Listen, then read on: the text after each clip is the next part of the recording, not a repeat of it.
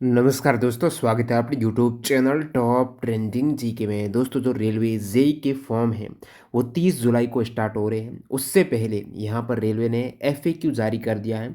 यानी ये जो फॉर्म आप भरने जा रहे हो, इससे पहले आपके दिमाग में जो भी डाउट है वो रेलवे ने यहाँ पर क्लियर कर दिया है ऑफिशियल नोटिस के माध्यम से।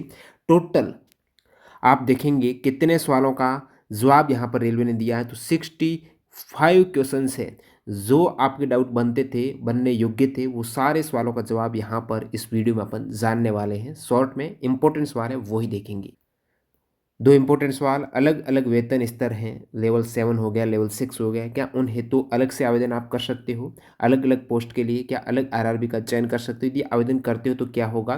परीक्षा समूह का चयन कैसे करें? कौन से डॉक्यूमेंट अपलोड होने हैं वो आप तैयार कर लो। तो वो सारे इंपॉर्टेंट क्वेश्चंस का जवाब इस एफएक्यू वाले नोटिस में मिलने वाला है। ये आप देखेंगे अभी आरआरबी भुवनेश्वर की ऑफिशियल वेबसाइट, यहाँ पर ये एफएक्यू वाला नोटिस अपडेट हुआ है। एफएक्यू यानी फ्रीक्वेंटली आस्क्ड क्वेश्चंस, जो आप बार बार पूछते हो उनका जवाब हिंदी इंग्लिश दोनों में। अब एक एफएक्यू के सवाल देखें उससे पहले आपसे भी एक सवाल पूछता हूँ, आपके रेलवे जेई की तैयारी कैसे है? यदि जवाब है कि तैयारी अच्छी नहीं है तो उस हेतु आपको क्या करना पड़ेगा? टेक्स्ट बुक का पास प्रो ज्वाइन करके प्रीवियस ईयर के पेपर अटेम्प्ट करते हुए उस पर आधारित मॉक टेस्ट देने होंगे, वहाँ से अपनी तैयारी आप बेहतर कर सकते हो। इस हेतु अभी टेक्स्ट बुक का आप वीडियो अब देख रहे हो ना, सबसे अच्छा समय है आपके लिए, गोल्डन अपॉर्चुनिटी यहाँ पर टेक्स्ट बुक की तरफ से लोएस्ट प्राइस की सेल है। जिसमें टीटीजी की कूपन कोड यूज़ करके पास प्रो नहीं लिया ना, उसको ज्वाइन कर लेना। इसमें रेलवे के जितने भी एग्जाम है, एनटीपीसी हो गया, ग्रुप डी हो गया, जेई हो गया, एएलपी हो गया, टेक्नीशियन हो गया, सारे एग्जाम्स के पेपर आपको मिल जाएंगे प्रीवियस ईयर के, और उन पर आधारित टेस्ट मिल जाएंगे। जितने भी सीबीटी एग्जाम्स हुए हैं, ऑफलाइन हुए हैं, उनका बेहतर ढंग से मॉक टेस्ट का एनालिसिस मिलेगा। उन एनालिसिस में आप देखेंगे कहाँ कहाँ बार बार गलतियाँ कर रहे हो, समय रहते सुधार करते हुए तैयारी करेंगे तो 50% तैयारी यूं ही आपकी कंप्लीट हो जाएगी। बाकी 50% आपकी सिलेबस और किस प्रकार से आप रिविजन से, कंटिन्यूटी से तैयारी करते हो, वो स्मार्ट तरीका यहाँ से आप अपनाइएगा। लिंक डिस्क्रिप्शन बॉक्स में है। जिन कैंडिडेट को पता नहीं कैसे test book pass pro join करना है, तो डेमो वीडियो चेक कर लेना, वहाँ से आपको टीटीजी के कूपन कोड वगैरह का क्या यूजफुल स्ट्रेटजी वगैरह सारा मिल जाएगा। चलिए यहाँ पर एफएक्यू देखते हैं, फटाफट कंप्लीट करते हैं एफएक्यू को। आवेदन प्रारंभ हो रहे हैं 30 जुलाई से, लास्ट डेट है 29 अगस्त। आवेदन में संशोधन की तारीखें क्या हैं, तो वो आपके 30 अगस्त से 8 सितंबर 2024। अब इम्पोर्टेंट सवाल है, मेरे अंतिम परिणाम 29 अगस्त 2024 के बाद आने की उम्मीद है। यानी लास्ट डेट से बाद आपका यदि अंतिम परिणाम आता है ना, यदि आपके 3 वर्ष का डिप्लोमा है तो 3 वर्ष के डिप्लोमा का रिजल्ट अब तक नहीं आया 29 अगस्त तक, क्या आवेदन कर सकते हो? नहीं। निर्धारित शैक्षणिक तकनीकी योग्यता के अंतिम परिणामों की प्रतीक्षा कर रहे उम्मीदवार आवेदन करने के लिए पात्र नहीं है। लास्ट डेट से पहले आपकी शैक्षणिक योग्यता हो जानी चाहिए। अब कैसे आवेदन करना है, तो आपको टेलीग्राम पर है वो लिंक है दी गई है, टेलीग्राम चैनल ज्वाइन कर देना सबसे पहले। तो वहाँ पर जो भी अपडेट है ये पीडीएफ भी मिल जाएगी। Create an account, RRB apply में आप जाएंगे, क्रिएट एन अकाउंट करेंगे। वहाँ पर यदि आपने इससे पहले आवेदन कर लिया है, मान लेते हैं आपने एएलपी का और टेक्नीशियन का आवेदन कर लिया है, तो क्या उस केस में आपको इस हेतु अलग से अकाउंट बनाना पड़ेगा? नहीं बनाना पड़ेगा। पहले से आवेदन है, अकाउंट बना हुआ है। क्रिएट एन अकाउंट की प्रक्रिया उनको करनी है जिनके ऑलरेडी पहले से अकाउंट नहीं है, और बाकी को सब लॉगिन करना डायरेक्टली। क्या मोबाइल से आप अप्लाई कर सकते हो? ये बोल रहे हैं मोबाइल से मत कीजिएगा, डेस्कटॉप से अच्छा रहेगा, कोई दिक्कत हो तो। बाकी कर भी सकते हो, ऐसा कोई नहीं। लॉगिन करने की प्रक्रिया क्या है, तो आप अपना मोबाइल नंबर, ईमेल आईडी और पासवर्ड डाल के करते हो लॉगिन। और कितने वेतन स्तर है? 2 वेतन स्तर आपको पता है, लेवल 7 के हैं, 6 के हैं। ज़्यादातर वैकेंसीज लेवल 6 की है, 7 की केवल गोरखपुर में है, ठीक है। उम्मीदवारों को स्तर 7 के लिए केवल गोरखपुर के लिए आवेदन करना पड़ेगा। अब इंपॉर्टेंट सवाल, क्या मैं दोनों वेतन स्तर के लिए सामान्य आवेदन जमा कर सकता हूँ? जैसे आप देखेंगे मैक्सिमम वैकेंसी 7,934 हैं, वो लेवल 6 की हैं। लेवल 7 की यहाँ पर एक वैकेंसी है, तो यहाँ पूछ रहे हैं कि क्या लेवल 7 के लिए मैं अलग आरआरबी का चयन कर सकता हूँ? एक ही तो आरआरबी गोरखपुर से लेवल 7 का कर दूँ, बाकी मेरे लिए जो भी सूटेबल आरआरबी है उसमें लेवल 6 का कर दूँ? ऐसा नहीं कर सकते हो आप। यहाँ पर जवाब दिया है कि जो ये वाले जेई की वैकेंसीज हैं, स्तर 7 के लिए उम्मीदवारों को केवल आरआरबी गोरखपुर के लिए आवेदन करना होगा। दोबारा आप देखेंगे, नहीं, उम्मीदवार को केवल एक आरआरबी के लिए आवेदन करने की अनुमति है। उम्मीदवार जो दोनों स्तरों यानी लेवल 7 और लेवल 6 के लिए पात्र है, दोनों के लिए एलिजिबल है, तो उन्हें केवल आरआरबी गोरखपुर के लिए ही आवेदन करना होगा। तो स्थिति स्पष्ट है, केवल एक आरआरबी से आप आवेदन कर सकते हो, कितने भी लेवल क्यों ना हो, कितनी भी आपकी शैक्षणिक योग्यता क्लियर क्यों नहीं हो, जो अलग अलग पोस्ट के लिए मांगी गई है, केवल एक ही आरआरबी में आप आवेदन कर पाएंगे। अब मान लेते हैं, क्या मैं एक से अधिक आरआरबी के लिए आवेदन कर सकता हूँ? नहीं, आपको ऐसा नहीं करना चाहिए। यदि आप करते हो तो आपका रिजेक्ट हो जाएगा फॉर्म।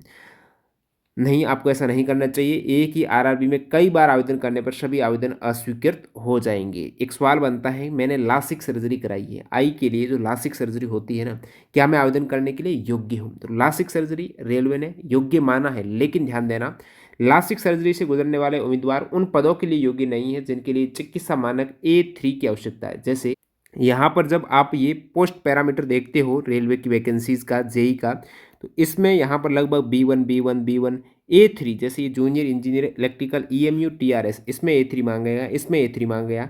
तो जिसमें A3 मांगा गया ना, उसमें नहीं कर सकते। B1 B2 C1 ये सारे एलिजिबल हैं। A3 में आपकी लासिक सर्जरी नहीं चलेगी। तो आवेदन हो सकता है, कोई दिक्कत नहीं है। A3 वाली पोस्ट आपको नहीं मिलेगी, यही है। बाकी आप आवेदन एक साथ ही करते हो जिसमें A3 की भी आपके रहती है, तो A3 को आप वरीयता में मत डालना, या फिर वो डालेंगे तो वो नहीं मिलेगी आपको।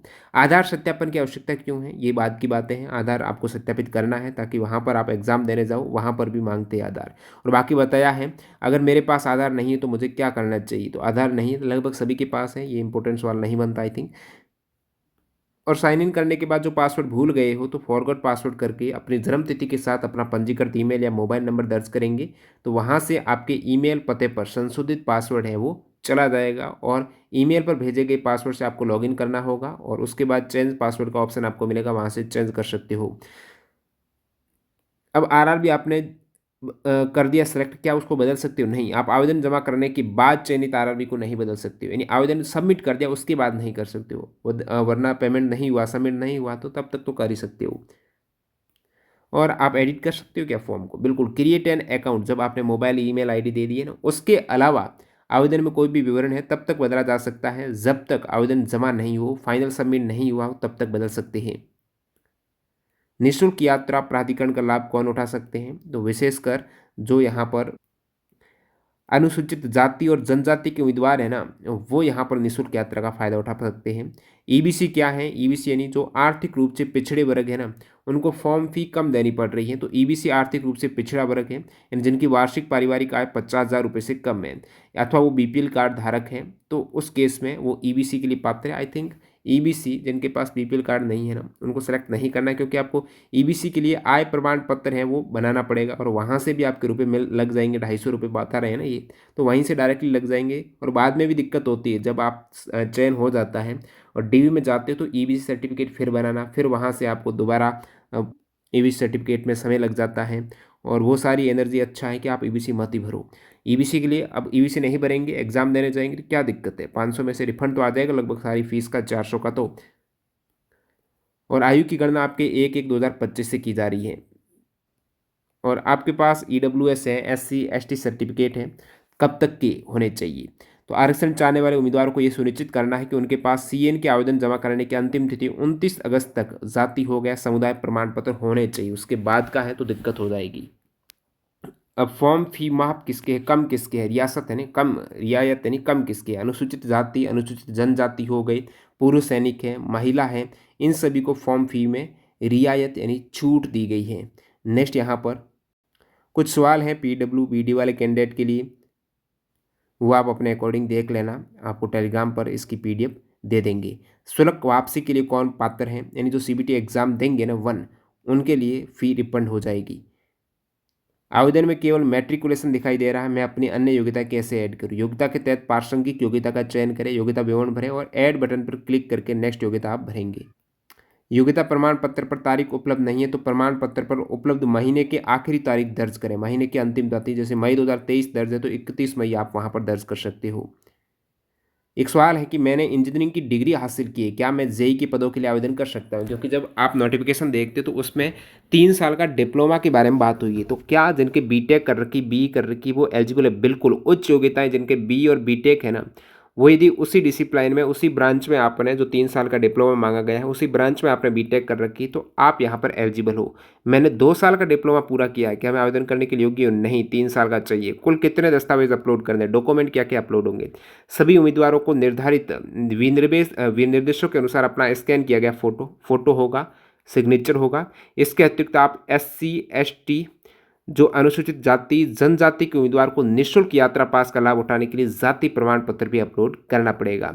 और आकार क्या होगा? जाति प्रमाण पत्र PDF फॉर्मेट में 500 KB से कम होना चाहिए। फोटोग्राफ है वो 30 KB से 70 KB के मध्य, और हस्ताक्षर है 30 से 70 KB के मध्य होना चाहिए।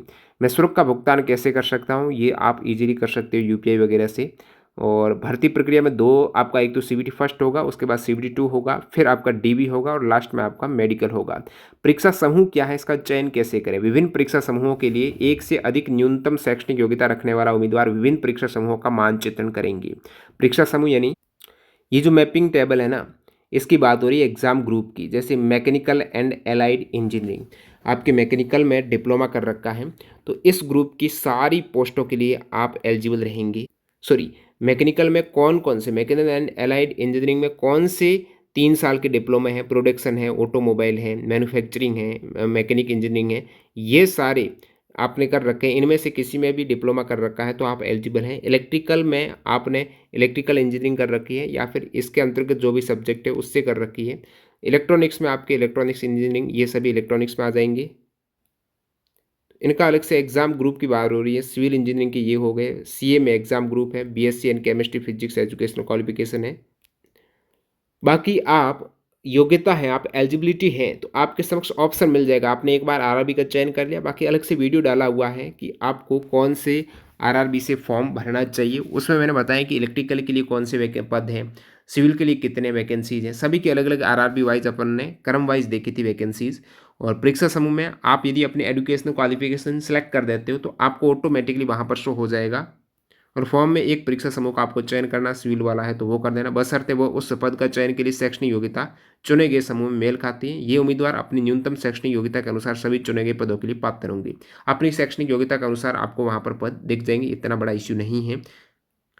लेवल 7 के लिए चयन करने वाले उम्मीदवारों को अनिवार्य रूप से परीक्षा समूह रासायनिक एवं धातु क्रम पर्यवेक्षक चुनना पड़ेगा, जो लेवल 7 को कर रहे हैं चयन। बाकी अपने अकॉर्डिंग चुनना, जो आपको बता दिया है। CBT 1 और ये पूरा एग्जाम पैटर्न नेगेटिव मार्किंग है, ये दिक्कत नहीं है। मुझे परीक्षा के लिए अपनी भाषा का विकल्प कहाँ चुनना चाहिए? उम्मीदवार पर्सनल डिटेल्स पृष्ठ के अंतर्गत ड्रॉप डाउन मेन्यू में उपलब्ध 15 भाषाओं की सूची में एक भाषा वहाँ पर आपको सेलेक्ट करने का ऑप्शन मिलेगा। क्या मुझे उन सभी पदों के लिए वरीयताक्रम प्रदान करना चाहिए जिनके लिए मैं पात्र हूँ? हाँ, उम्मीदवार को सलाह दी जाती है वे अपने द्वारा चुने गए RRB में जितने भी पदों के लिए पात्र हो उतने पदों के लिए अपनी वरीयताक्रम बताएं। आंशिक वरीयता वाले उम्मीदवारों को केवल उन विशिष्ट रेलवे जोन और पदों श्रेणियों के लिए विचार किया जाएगा जिन्हें इन्होंने चुना है। आवंटन के समय रिक्तियों की उपलब्धता के अधीन यदि कुछ पदों श्रेणी की कोई वरीयता नहीं दी जाती तो उन्हें इसे उन पदों के लिए उनकी अनिच्छा माना जाएगा। एक बार प्राथमिकता जमा हो जाने के बाद वे अंतिम है, और किसी भी एक बार यहाँ पर प्राथमिकता जब देते हो ना, आपके एलिजिबिलिटी के अकॉर्डिंग, शैक्षणिक योग्यता के अकॉर्डिंग जो वहाँ पर शो होती है वैकेंसी पोस्ट है, उस पोस्ट में आप वरीयता देंगे तो ध्यान से देना। जो भी दे रहे हो बाद में वो चेंज नहीं होगी। और कोई सवाल है आवेदन जमा करने से संबंधित प्रश्नों के मामले में मुझे किससे संपर्क करना चाहिए, तो यहाँ से आप संपर्क कर सकते हो। जो भी आपको डाउट लगता है, कोई टेक्निकल एरर आता है, और कब आपको पता चलेगा कि मेरा फॉर्म जमा हो गया? ऑनलाइन आवेदन की अंतिम स्वीकृति शुल्क भुगतान की पुष्टि प्राप्त होने के बाद ही होगी। आवेदन को ईमेल और SMS के माध्यम से इसकी पुष्टि हो जाएगी। आवेदन अस्वीकृत होने पर शुल्क की वापसी नहीं की जाएगी। प्रिंट आउट बिल्कुल, ये तो कोई बड़ा सवाल नहीं है। इस टाइप से जो इंपॉर्टेंट सवाल है वो बता दिए। इसकी PDF आपको टेलीग्राम पर मिल जाएगी, हिंदी इंग्लिश दोनों लैंग्वेज में वहाँ पर डाल दी गई है। लिंक डिस्क्रिप्शन बॉक्स में टेलीग्राम चैनल ज्वाइन करना। और न्यू कैंडिडेट अब तक टेक्स्ट बुक के पास प्रो ज्वाइन नहीं किया है, आज ही टेक्स्ट बुक का पास प्रो आप ले लीजिएगा। TTJ के कूपन कोड से अतिरिक्त डिस्काउंट चल रहा है, मंथ एंड में सबसे बेहतरीन डील आई है। अदरवाइज आपको ऐसे ऑफर का दोबारा 1 महीने बाद तक इंतजार करना पड़ेगा। अच्छा है आज से तैयारी स्टार्ट कर रहे हो तो आपके पास प्रीवियस ईयर का पेपर सेट है, वो पास प्रो से लगातार कंटिन्यूटी के में आपको वीकली 2 से 3 टेस्ट अभी देने होंगे। मिलते हैं नए वीडियो में, धन्यवाद।